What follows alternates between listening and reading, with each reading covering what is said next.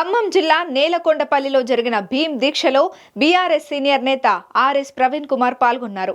మహాత్మా జ్యోతిరావు పూలే, బాబాసాహెబ్ అంబేద్కర్ లాంటి మహనీయుల ఆలోచనలను ఆచరణలో తీసుకువచ్చే విధానమే స్వేరో భీమ్ దీక్ష అని ప్రవీణ్ కుమార్ తెలిపారు. యువతలో నిద్రాణంగా ఉన్న శక్తి సామర్థ్యాలను వెలికితీసి స్వేరోల ఆత్మగౌరవ ప్రదీప్తికి, దేశాభ్యున్నతికి వినియోగించడమే దీక్ష ఉద్దేశమని ప్రవీణ్ కుమార్ అన్నారు. ఈ దీక్ష నెల రోజుల పాటు రాష్ట్ర వ్యాప్తంగా సాగుతుందన్నారు. ఏప్రిల్ 14న రంగారెడ్డిలో భీమ్ దీక్ష ముగింపు సభ ఉంటుందన్నారు. స్వేరో జీవన విధానంలో ముఖ్యమైన అధ్యాయం స్వేరో స్టాండర్డ్ టైం, SST.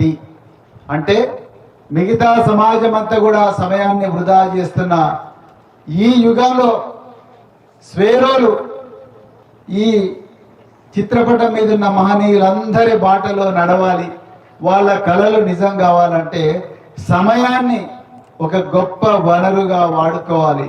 ఒక ప్రారంభ సభతోనే భీమ్ దీక్ష కంప్లీట్ కాదు, ముగింపు సభతోనే భీమ్ దీక్ష ఆగిపోదు. నిరంతరం చివరి శ్వాస వరకు. ఇప్పుడు ఎగ్జిక్యూటివ్ చైర్మన్ ప్రవీణ్ మామిడాల చెప్పినట్టుగా, దుర్గయ్య గారు మనందరినీ హెచ్చరించినట్టుగా, వాయు వేగంతో, కాంతి వేగంతో కదిలితే తప్ప తరతరాలుగా మనను ఏ సమాజం అయితే అణచివేసిందో ఆ సమాజానికి సమాధానం చెప్పలేము.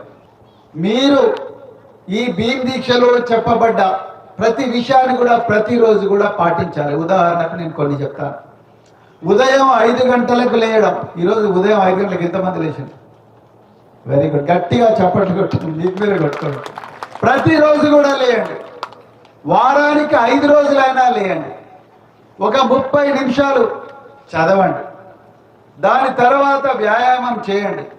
దాని తర్వాత మీరు ఏ పని అయితే చేయాలనుకుంటున్నారో అందరికన్నా బాగా ఆ పని ఏం చేస్తే చేయగలమో ఆలోచించండి.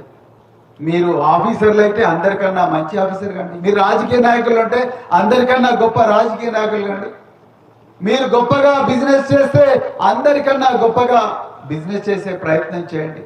మీరు ఒక పత్రికా విలేకరు అయితే మీరు అందరికన్నా గొప్పగా నిజంగా నిజాయితీగా వార్తలు రాసి మీ పత్రికలో మంచి పేరు తెచ్చుకోండి. ఆ విధంగా మీరు ఏ పని చేయాలనుకుంటారో అది అందరికన్నా, ఏ పని చేస్తారో అందరికన్నా గొప్పగా చేయడానికి ప్రయత్నం చేయాలి. అదే భీమ్ దీక్ష సారాంశం.